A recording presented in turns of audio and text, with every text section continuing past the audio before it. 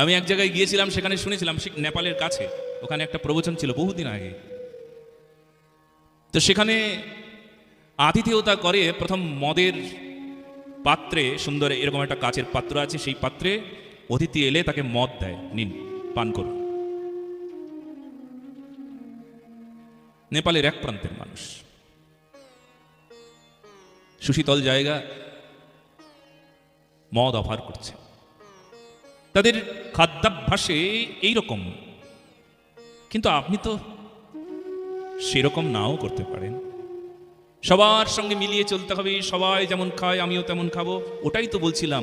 সবই আপনি খেতে পারেন, কিন্তু আপনার ওই খাদ্যের তালিকায় আপনার কোনটা শুভ, কোনটা অশুভ, কোনটা সাত্ত্বিক, কোনটা অসাত্ত্বিক, কোনটা তামসিক, কোনটা রাজসিক, কোনটা ভালো, কোনটা মন্দ, কোনটা নিয়ম, কোনটা অনিয়ম, কোনটা করলে প্রাণী প্রেমী হওয়া যায়, প্রাণীর প্রতি আপনার দয়া ভাব আসবে, আপনার সেই খাদ্য তালিকা বিচার করে চলবার নাম হলো সাত্ত্বিকতা, ধর্ম।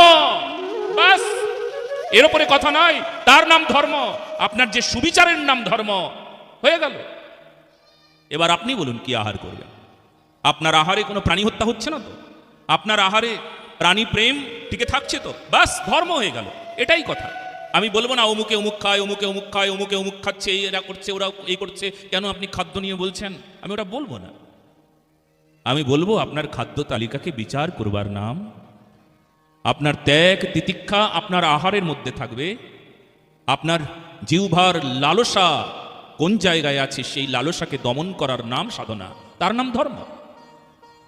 আপনার জিহ্বার লালসা যদি মদ্যপান করতে চায়, তবে সেটি অন্যায়, আপনি বুঝে গিয়েছেন। স্বাস্থ্য যদি সামনে দাঁড়ায়, তবে স্বাস্থ্য আপনাকে বলবে আমি নিতে পারছি না এটা।